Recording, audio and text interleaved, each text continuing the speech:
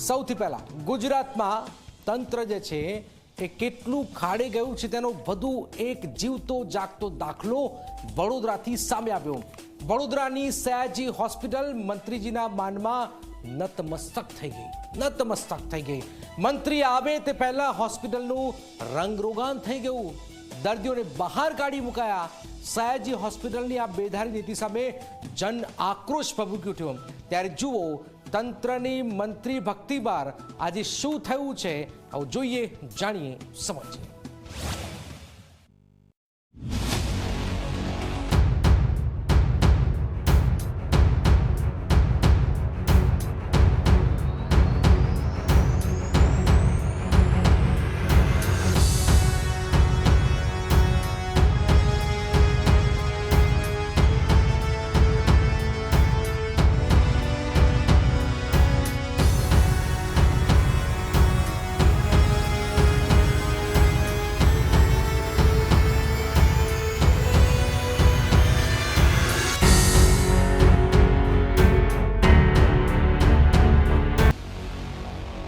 તો વડોદરાની આ સયાજી હોસ્પિટલમાં માનનીય મંત્રીજી આવ્યા છે।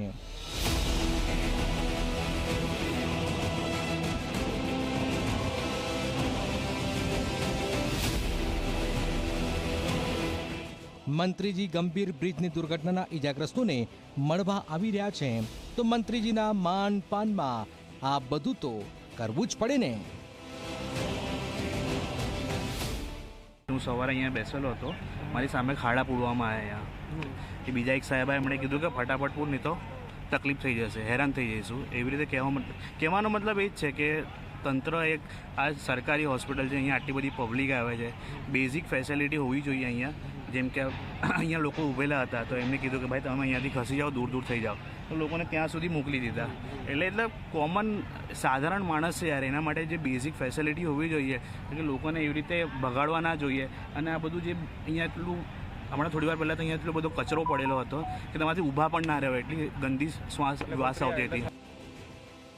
મંત્રીજીને વહાલા થવા ન માત્ર હોસ્પિટલને રંગીન કરાઈ, જૂની ટાઇલ્સ બદલીને નવી લગાવી દેવાઈ। મંત્રીજીની મુલાકાતમાં કોઈ સમસ્યા ન સર્જાય તે માટે દર્દીઓના પરિવારજનોને હોસ્પિટલની બહાર કાઢી મૂકવામાં આવ્યા। હા, મંત્રીને ખુશ કરવા માટે કરી અને આ બધા માણસો મંત્રી આવ્યા એટલે બધાને બહાર દોડ મૂકીને નીચે ઉતારી દીધા હતા। અને એમાંથી કમસે કમ કલાક દોઢ કલાક તો અમને નીચે બેહાડ્યા, પણ મંત્રી આવ્યા હતા ખાલી 10 મિનિટ માટે જ। જેટલી મંત્રીજીની સેવા ચાકરી કરી એટલું ધ્યાન તંત્રએ જો પોતાના કામમાં રાખ્યું હોત તો બ્રિજ તૂટી પડ્યું ન હોત। જો સમયસર બ્રિજનું સમારકામ થયું હોત તો ન બ્રિજ પડ્યો, ન કોઈ મરતું, ન તો મંત્રીજીએ ઘાયલોની મુલાકાત લેવી પડતી।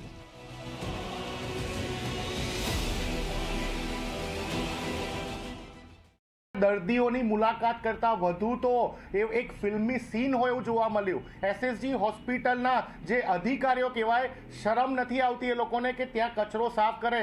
મહિનાઓથી જે ટોયલેટ, બાથરૂમ, વોશરૂમની હાલત ગંદી હતી એની સાફગીરી કરવામાં આવતી હોય, કલર કામગીરી કરવામાં આવતી હોય, એક તરફ દર્દીઓ ત્યાં સારવાર લઈ રહ્યા હોય અને ત્યારે ઋષિકેશભાઈ પટેલની આ વિઝિટને હાઈ પ્રોફાઇલ બનાવી દેવામાં આવતી હોય, દર્દીઓના પરિવારજનોને હોસ્પિટલમાંથી બહાર કાઢી દેવામાં આવતા હોય। આવું કયું વીવીઆઈપી કલ્ચર છે કે તમે જે ત્યાં દાખલ દર્દીઓ છે એ દર્દીઓની મુલાકાતે આવ્યા હતા કે પછી ખાલી ફોટોગ્રાફી કરાવવા આવ્યા હતા? મંત્રીજી પૂરા કાફલા સાથે હોસ્પિટલમાં પ્રવેશ્યા। આગતા સ્વાગતા કરવામાં સયાજી હોસ્પિટલે કોઈ કસર ન છોડી। મંત્રીજીની મુલાકાતના અત્યંત ઉત્સાહમાં એ 21નો મોતનો પણ ગમ ભૂલાઈ ગયો। વગર વાકે મોતને ભેટેલા એ મૃતકો અને તેમના પરિવારના આંસુ પણ આ નિષ્ઠુર તંત્રએ સૂકવી દીધા।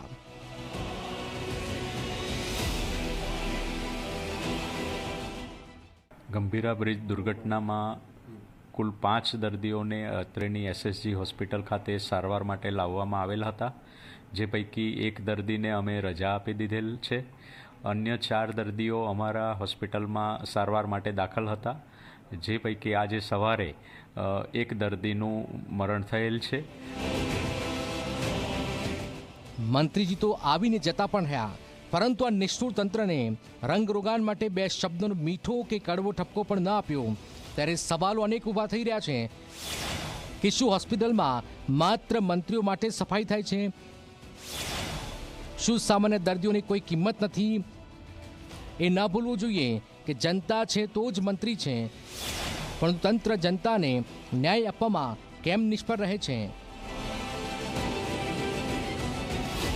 ગંભીરા બ્રિજનો કાટમાળ અને સયાજી હોસ્પિટલનો ઢોંગ ગુજરાતના તંત્રની નગ્ન હકીકત ઉજાગર કરી રહ્યું છે.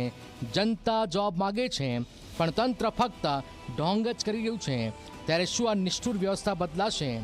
રવિ અગ્રવાલ, ઝી મીડિયા, વડોદરા.